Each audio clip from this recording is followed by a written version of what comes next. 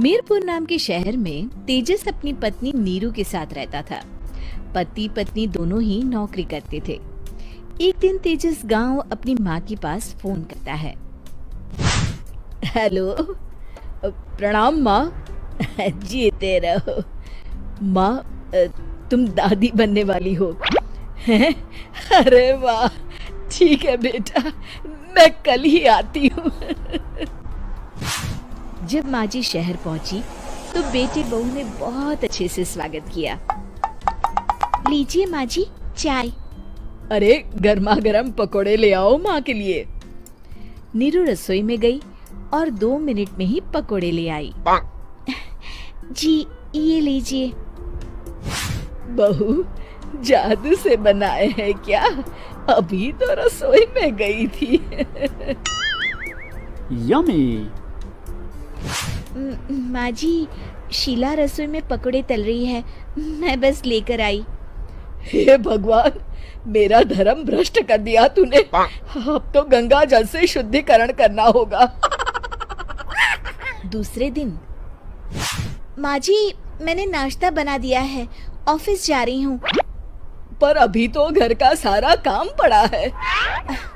शीला आती ही होगी, झाड़ू पोछा बर्तन कपड़े वो सब कर लेगी। हमारे जमाने में घर का सारा काम हम ही करते थे। जी माँ जी, आप बहुत होशियार हैं, मैं घर ऑफिस दोनों नहीं संभाल पाती। तो जरूरत क्या है घर से बाहर जाकर चाकरी करने की? वैसे भी घर का काम खुद करने से घर में बरकत आती है, समझी? पर माँ जी। पर वर कुछ नहीं, इस महीने की पगार मिले फिर ऑफिस बंद है। हाँ। रात को नीरू तेजस से कहती है, सुनिए जी, माँ जी बोल रही थी कि मैं नौकरी छोड़ दूं। वैसे ठीक ही तो है, अभी तुम्हें आराम की जरूरत है।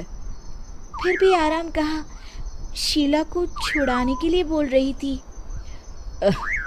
तो अब 24 घंटे में इतना काम तो कर ही सकती हो। पर जॉब पसंद है मुझे, घर पर मन नहीं लगेगा। अगले दिन जब दोनों ऑफिस के लिए निकल रहे थे, मेरी तो कोई कीमत ही नहीं है इस घर में। माँ जी, आजकल महंगाई बहुत है, रहन सहन भी बदल गया है, दोनों नौकरी करते हैं तभी ठीक रहता है। अच्छा, तू कहना क्या चाहती है? मेरा बेटा तुझे बिठा के खिला नहीं सकता? तू ही इस घर का खर्च चला रही है, हैं? नहीं माँ जी, मेरा वो मतलब नहीं था। मतलब खूब समझती हूँ, ये बाल धूप में सफेद नहीं किए मैंने। हाँ।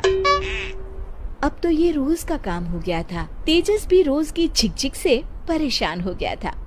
एक दिन उसने कहा, नीरू, वैसे भी तुम्हें मैटरनिटी लीव मिलने वाली है, तो अभी से ही छुट्टी ले लो। पर क्या, मेरी सैलरी अच्छी खासी है। आखिर नीरू ने रिजाइन कर दिया। जब बच्चा हुआ तो घर में सब बहुत खुश हुए। कुछ दिनों बाद तेजस फाइल देख रहा था। क्या हुआ तेजस, कुछ परेशान लग रहे हो?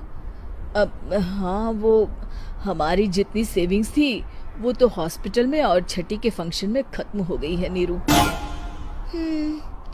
और अभी वैसे मंदी चल रही है तो मैं बोल रही थी कल मुन्ना को हेपेटाइटिस का टीका लगवाना है। नीरू, क्या पोस्टपोन नहीं कर सकते? नहीं जी, बिल्कुल नहीं।